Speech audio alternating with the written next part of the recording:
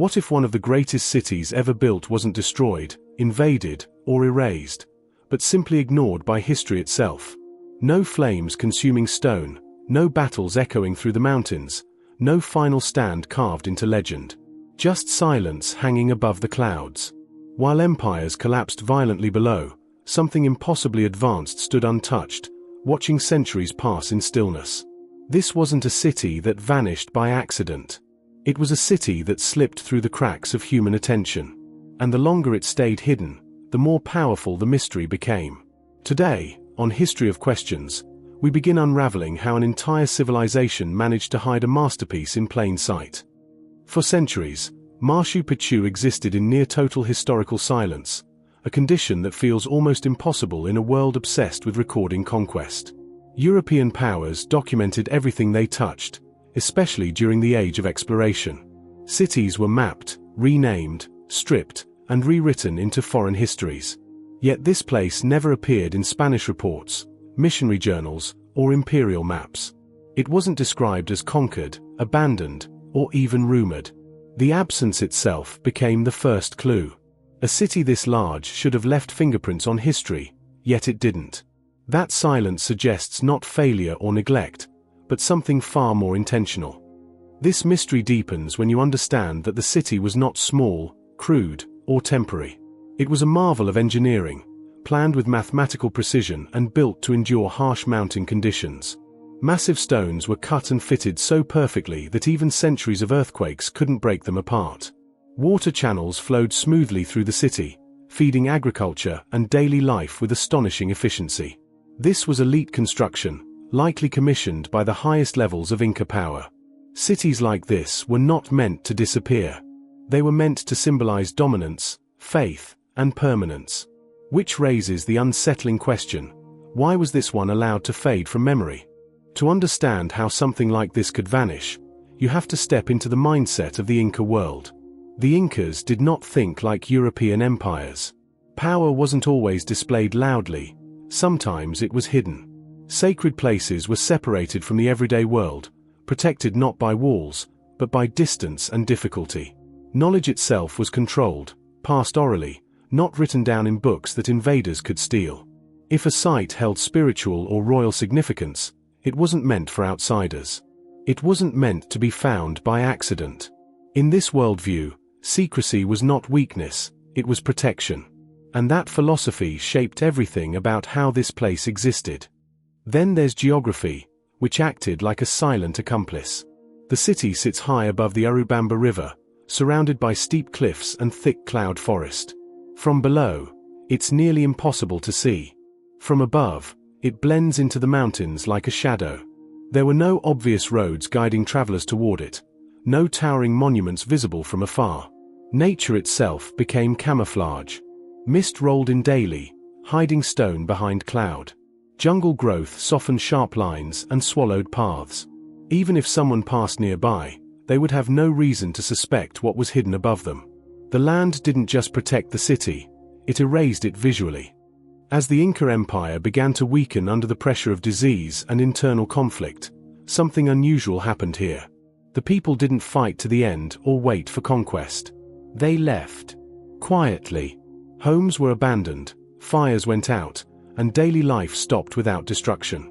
Without inhabitants, the city stopped producing noise, smoke, or movement. It gave no signs of life that would attract attention. Nature moved in fast, covering terraces and stairways in green. Within decades, the outlines of the city blurred. Within centuries, it was effectively sealed away. Abandonment, not invasion, became the final lock on its secrecy. What makes this story truly unsettling is that the world continued moving forward as if nothing was missing. Empires rose and fell. Borders changed. Maps were redrawn. Explorers searched obsessively for lost cities, chasing legends of gold and glory. And all the while, one of the most extraordinary places ever built sat untouched above the clouds. It wasn't guarded by armies.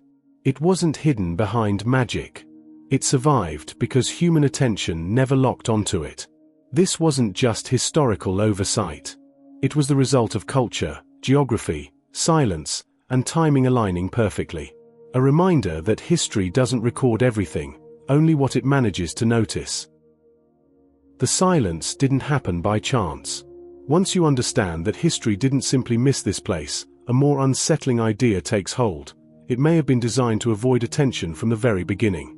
This wasn't a city placed where trade flowed or armies marched. It wasn't meant to be stumbled upon by accident or admired from afar. Everything about its location suggests intention, restraint, and control. To build here was to choose isolation over visibility.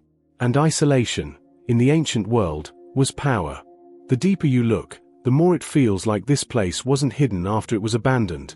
It was hidden before it was ever completed.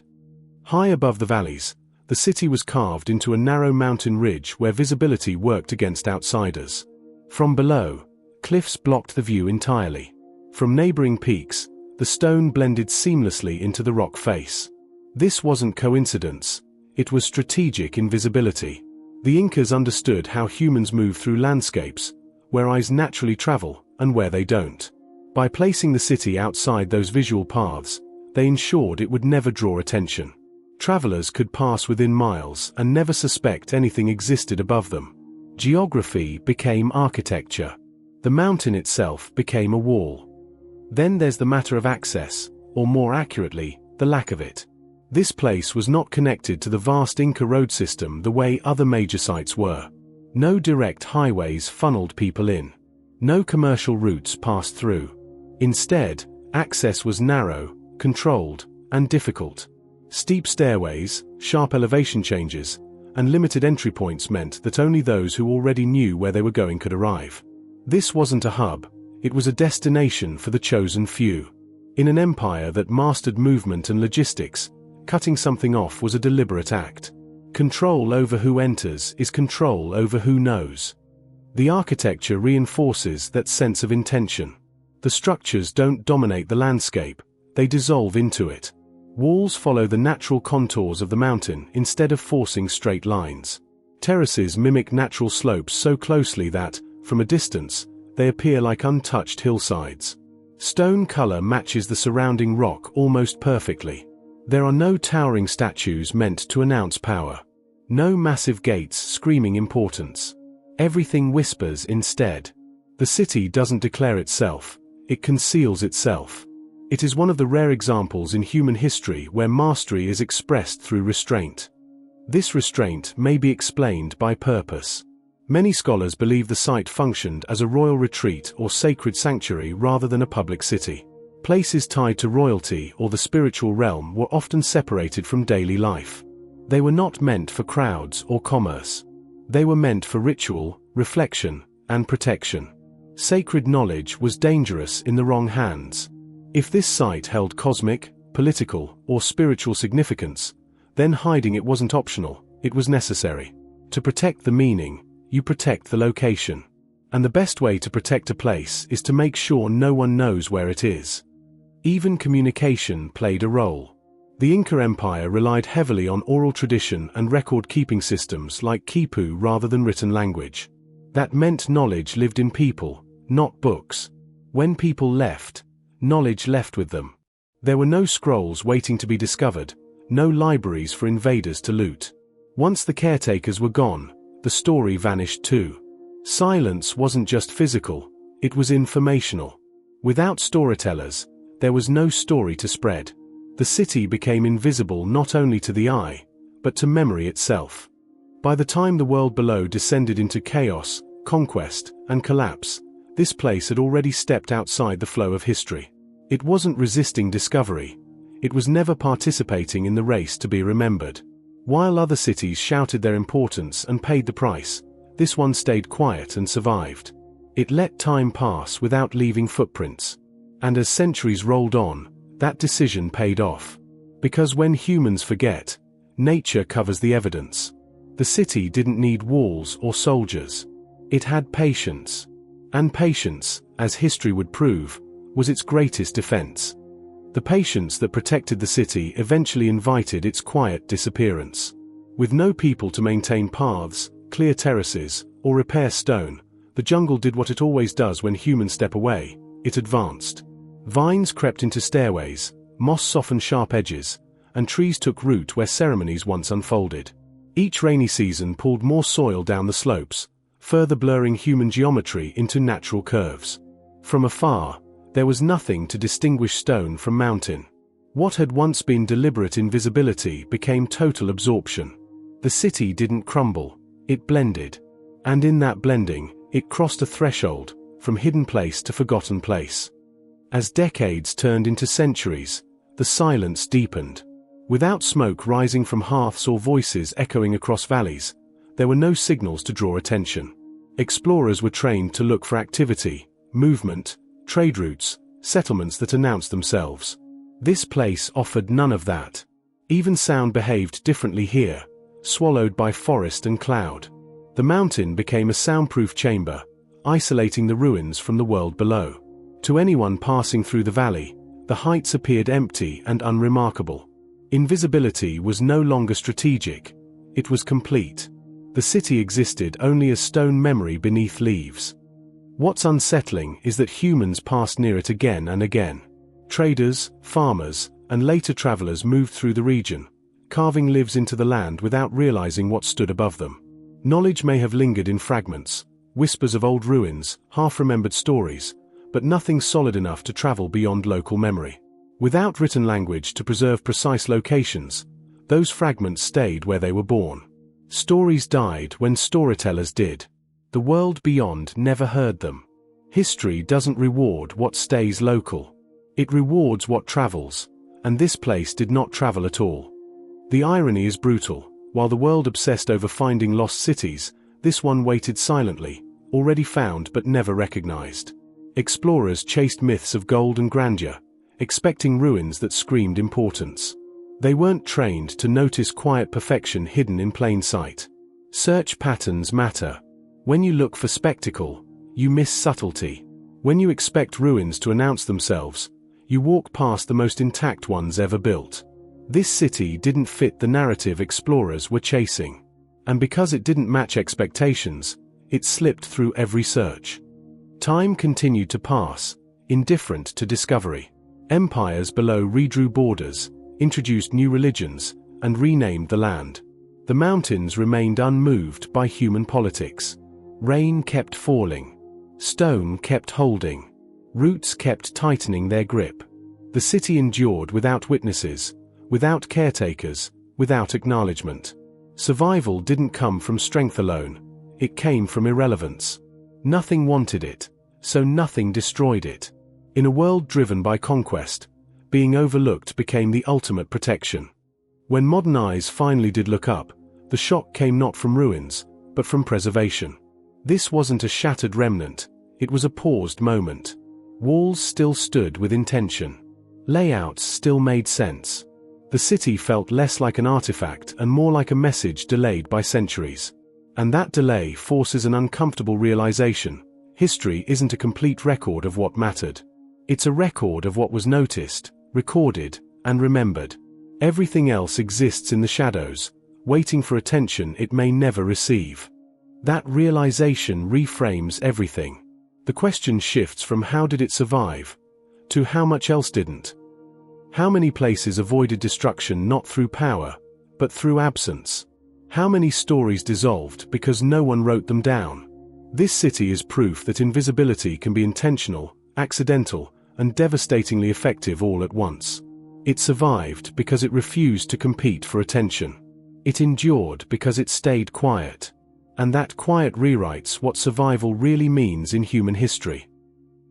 And with that understanding, the story moves toward its final tension, not the past, but the present. Because once something hidden is revealed, it changes forever. Silence is broken. Protection ends. And the very forces that once kept the city alive begin to threaten it. What was saved by invisibility now faces the cost of being seen. Visibility changed everything. The moment the world became aware of the city, it stopped being a secret protected by distance and silence and became an object of desire. Curiosity turned into movement, movement turned into crowds, and crowds turned into pressure. Footsteps replaced vines. Cameras replaced mist. What centuries of isolation had preserved in near-perfect balance was suddenly exposed to human attention. Attention is never neutral. It reshapes what it touches. And the very thing that once ensured survival now introduced a new kind of danger. The city was not built to host the world. Its stairways are narrow, its terraces fragile, its foundations engineered for a specific rhythm of use. When thousands began arriving daily, that rhythm shattered. Stone worn smooth by centuries of wind now felt the weight of constant human traffic. The ground began to compress. Paths eroded. Structures designed to breathe with nature were forced to endure against it. Preservation became a race against popularity. The irony was sharp. Discovery saved the city from being forgotten, but threatened it with being loved too much. This creates a strange paradox in the story. The city survived conquest, collapse, and centuries of abandonment without intervention. Yet the modern world, armed with preservation laws and scientific tools, now struggles to keep it intact. Protection requires exposure. Funding requires fame. Awareness requires access. Each solution carries its own risk. The city exists in a fragile balance between being hidden enough to survive and visible enough to be valued. It is no longer protected by silence. It is protected by constant negotiation. This creates a strange paradox in the story. The city survived conquest, collapse, and centuries of abandonment without intervention. Yet the modern world, armed with preservation laws and scientific tools, now struggles to keep it intact. Protection requires exposure. Funding requires fame. Awareness requires access. Each solution carries its own risk. The city exists in a fragile balance between being hidden enough to survive and visible enough to be valued. It is no longer protected by silence. It is protected by constant negotiation. The story now circles back to the original mystery, but with sharper edges. The city was hidden because it was placed where attention would not linger. It was forgotten because knowledge was never meant to travel freely. It survived because it stepped outside the flow of history and waited. Centuries later, that waiting ended. The world finally looked up. And in doing so, it revealed not just a city, but a truth about how history works. What survives is not always what is strongest, but what is most patient. This is why the question still matters. Not just for this place, but for everything we think we understand about the past. How many other stories were never told because they were never written? How many achievements disappeared because they refused to compete for attention? The city stands as a reminder that history is selective, biased toward noise and power. Silence rarely gets recorded. Yet here, silence won. And that may be the most unsettling part of all. The city did not survive because it was meant to inspire the future.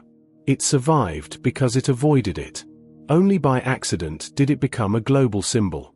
Only by chance did it re-enter human memory. And even now, it resists full explanation. Stone answers some questions, but intention leaves no fingerprints. What remains is mystery, carefully preserved, patiently waiting, just as it always has. Because in the end, the city doesn't just ask why it was hidden. It asks whether being seen was ever part of the plan. Being seen was never neutral, and the city's story does not end with revelation. Once the mystery was exposed, a new narrative began, one driven not by silence, but by interpretation. Scholars rushed in with theories, each trying to explain what the city must have been. A fortress, a royal estate, a religious sanctuary, an astronomical observatory.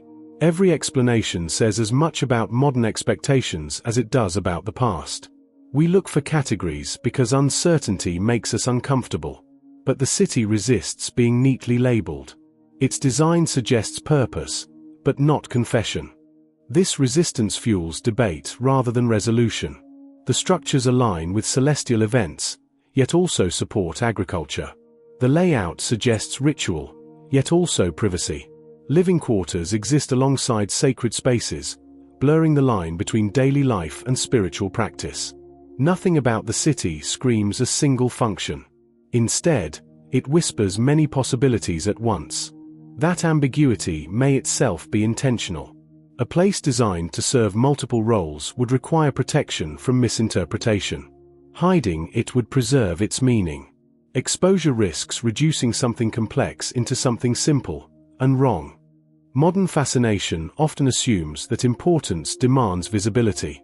We expect greatness to leave monuments that dominate landscapes and demand recognition. But this city challenges that assumption. Its greatness is quiet, measured, almost private. It does not announce power through scale alone, but through harmony with its surroundings. The Incas didn't carve the mountain into submission, they negotiated with it. That philosophy is rare in imperial history. Most empires shout. This one listened. And listening, paradoxically, kept it alive. There is also the uncomfortable possibility that the city was hidden because it was unfinished. If abandonment came suddenly, the site may never have reached the stage where it would be revealed publicly. Plans interrupted by collapse don't get revised. They freeze. In that scenario, secrecy wasn't a final choice, it was an inherited condition. The city remained in limbo, caught between intention and execution. That limbo lasted centuries. And in that suspended state, it avoided the fate of completed, celebrated cities. Incompletion became protection. Yet even this explanation doesn't fully satisfy the mystery. Because unfinished places usually decay faster, not better. Neglect normally destroys. Here, it preserved. Which brings the story back to patience, an element rarely credited in historical survival. The city waited without expectation. It made no attempt to influence the future. It simply endured its absence from memory. And that endurance suggests something deeply counterintuitive, that sometimes the safest way through history is not to participate in it at all. This idea unsettles modern thinking because it undermines progress narratives. We're taught that survival comes from adaptation, expansion, and visibility. But this place survived through withdrawal. It didn't grow. It didn't spread. It didn't compete. It stepped aside. And while louder cities were dismantled, rebuilt, renamed, and repurposed, this one remained itself. Untouched. Untranslated. Uninterrupted. Its isolation wasn't a flaw, it was a feature. So when we ask why it was hidden for centuries, we may be asking the wrong question. It may be more accurate to ask why the world took so long to notice it. The city didn't move. It didn't change. Humans did. Our attention finally shifted upward. Our curiosity finally slowed enough to look beyond roads and valleys. The city didn't emerge. We did. And in that reversal, the mystery becomes less about ancient secrecy and more about modern blindness.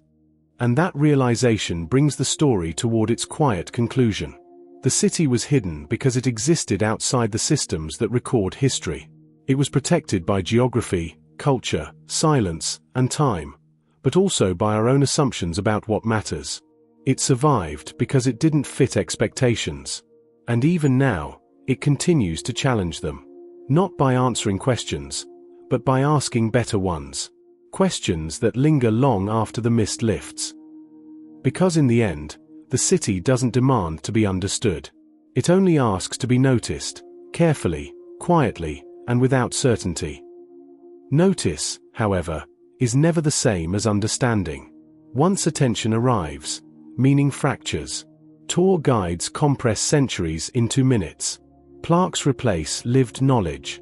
The city becomes a sequence of stops instead of a system of relationships. What was once a living space turns into a symbol, and symbols are easier to consume than they are to respect. This is the quiet cost of rediscovery. The city survives physically, but its original context erodes under explanation. Being seen saves the stones, but risks losing the silence that once defined them. That silence mattered more than we often admit. In the Inca worldview, silence was not emptiness, it was presence. Mountains were alive. Landscapes were conscious. Sacred places were not meant to speak loudly because their power didn't require announcement. A city built in conversation with the land would never need to dominate it. That relationship is written into every terrace and pathway. The stones do not impose order, they follow it.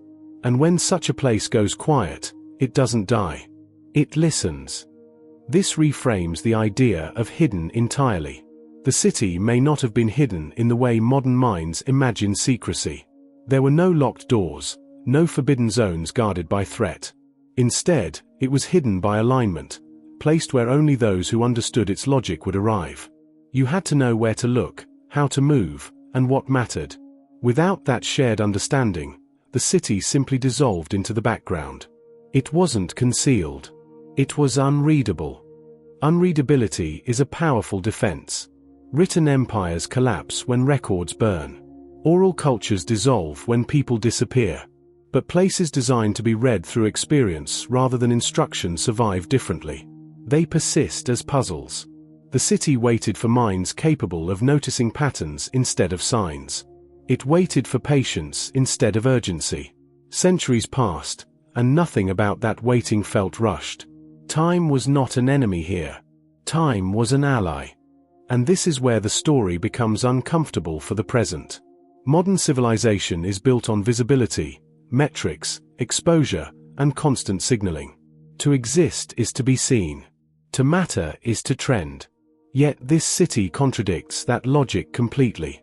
It mattered deeply to those who built it, and almost not at all to everyone else, for centuries.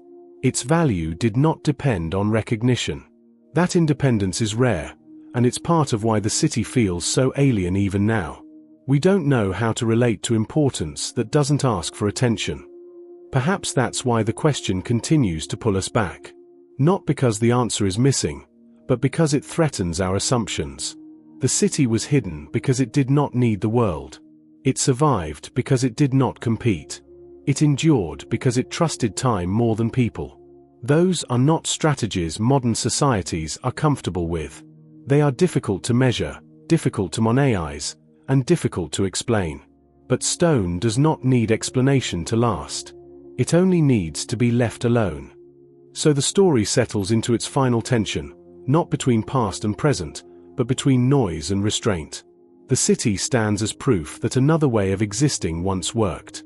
A way that favored patience over expansion, harmony over dominance, and silence over spectacle. It does not argue this loudly. It simply exists. And in doing so, it asks a final question that lingers longer than any answer ever could. If a civilization could survive by staying quiet, what does that say about the way we choose to be seen today? That question doesn't land softly. It echoes forward, pressing against the present rather than the past. Because once you realize that silence preserves something this extraordinary, it forces a re-evaluation of everything we assume about progress. The city did not scale, broadcast, or expand, and yet it outlasted empires that did all three. It suggests that endurance is not always tied to visibility. Sometimes, being overlooked is not failure but strategy. The city did not disappear because it was weak. It disappeared because it was complete without witnesses. And that completeness allowed it to wait. Waiting, however, is not passive. The city's survival required alignment between builders, land, and time. Every terrace that followed the slope reduced erosion. Every stone cut to fit without mortar absorbed earthquakes instead of resisting them. Every choice minimized disruption to the mountain rather than provoking it. This was not architecture of domination. It was architecture of cooperation. And cooperation ages better than control. Long after political systems collapsed, the logic embedded in stone continued working quietly. This reveals a deeper layer to the mystery. The city was hidden not only geographically, but philosophically. It belonged to a worldview that did not measure success by reach or recognition. Importance was internal, not external.